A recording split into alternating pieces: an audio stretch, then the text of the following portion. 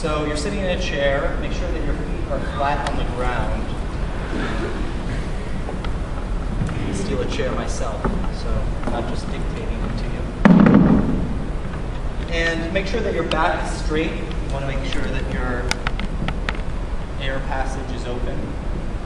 And then just lightly close your eyes. And you can put your hands, you can fold them in front of you or just lightly place them on your lap.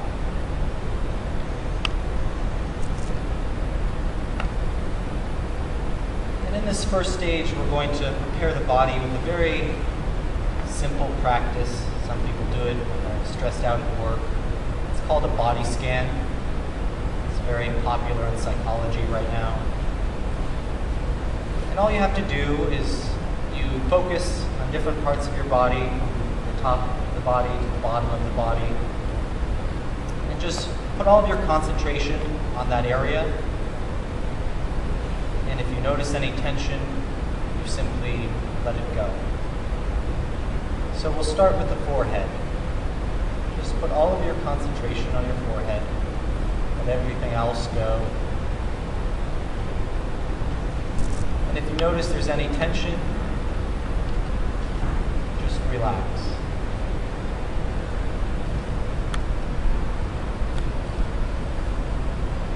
Then move your attention to your jaw.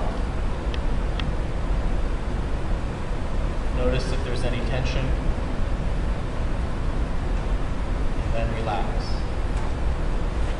Notice if there's any tension, and then just let it go.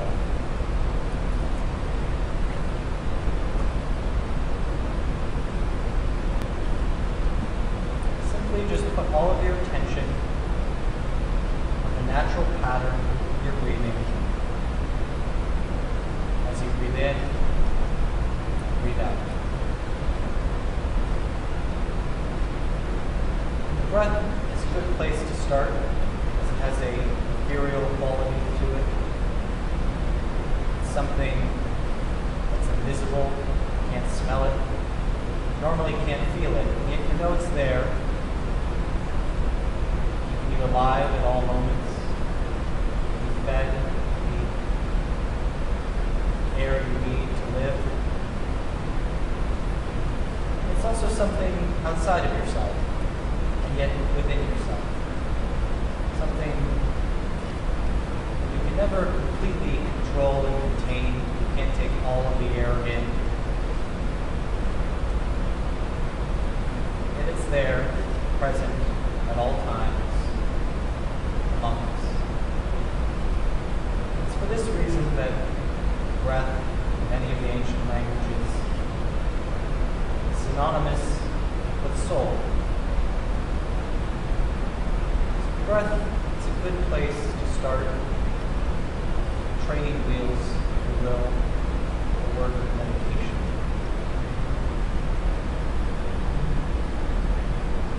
And so, this first time for many of us, we'll do a 15-minute meditation. And all you have to do, very simply, is remain still, remain silent. Focus all of your concentration on your word. Once again, the word I recommend is Ma, Ra, Nam, Tha. You'll hear 3 bells to lead us into meditation. We'll be silent for 15 minutes, and 3 bells to lead us out.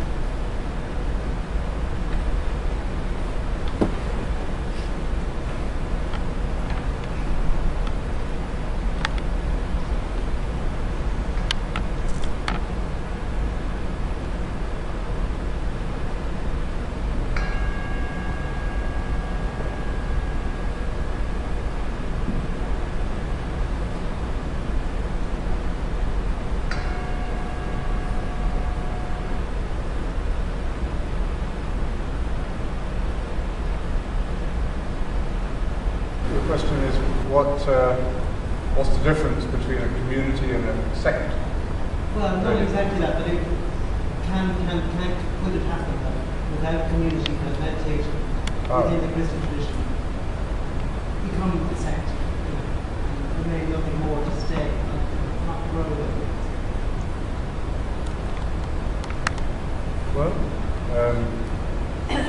anything could happen, yes. You know, the word meditation is a word with has many different meanings to different people. And I think the heart of the meaning of the word is that it is about the transcendence of the ego. And you're only really meditating if you're doing that work of transcending the ego. A sect, or a fundamentalist sect, I mean, you can have fundamentalist Catholics, or fundamentalist Jews, or fundamentalist Buddhists even. And those would be people for whom the ego has collapsed into their external identity, or their religious identity. So rather than the religion being a kind of a diving board to transcend the ego, they get, you know, it's like getting stuck on the end of the diving board and you're frightened to jump off. And then,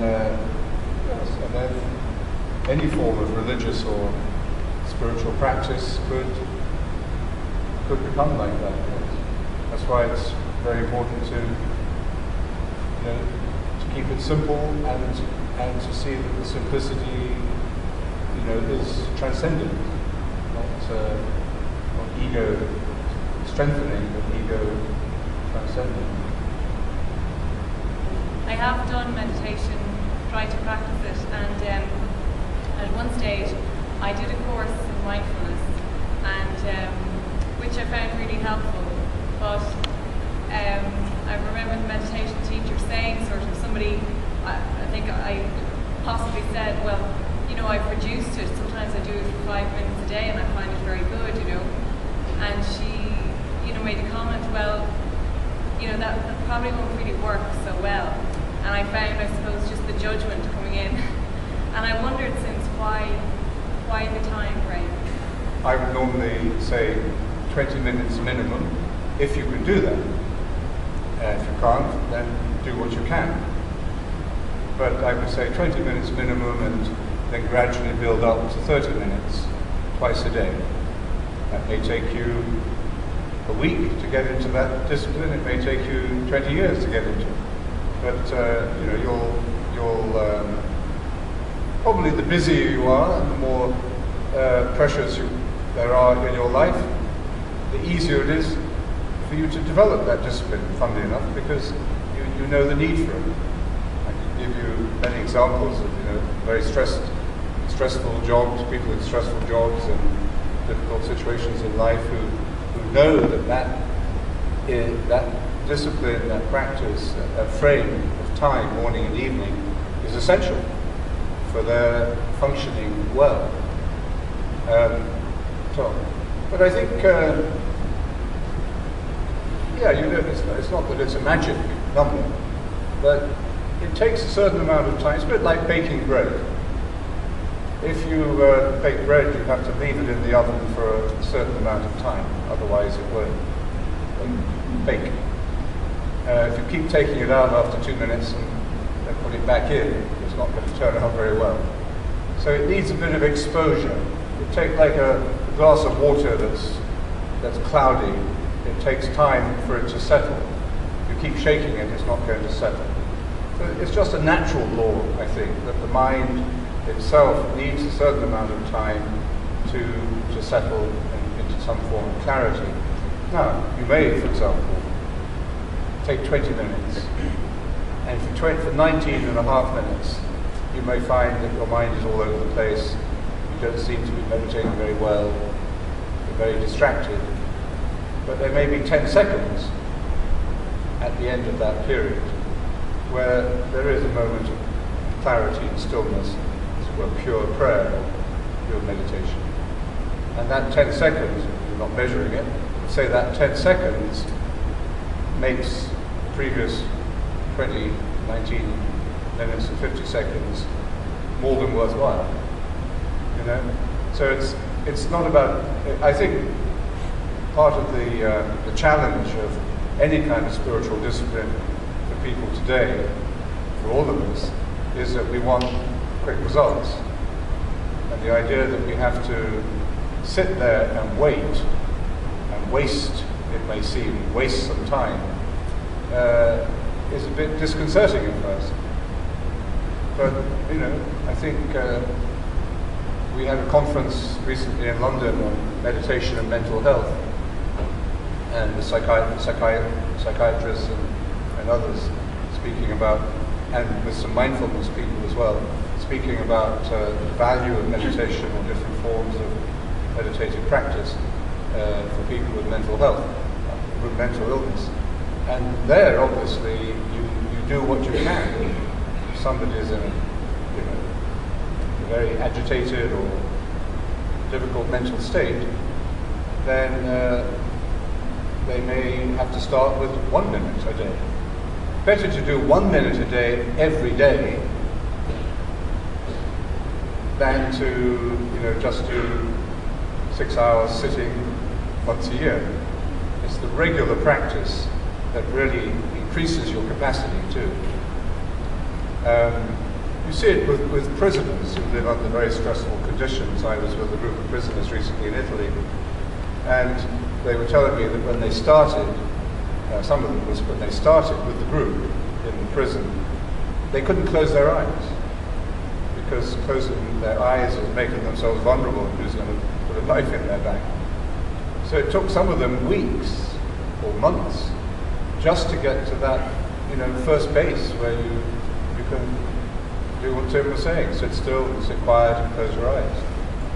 And then, some of them, I would say most of them, are meditating on their own in their rooms or their cells. And some of them may do the full half hour, some of them may do 5 minutes here and there. But it's helpful to have a standard to work towards. But then you adjust your own capacity to that.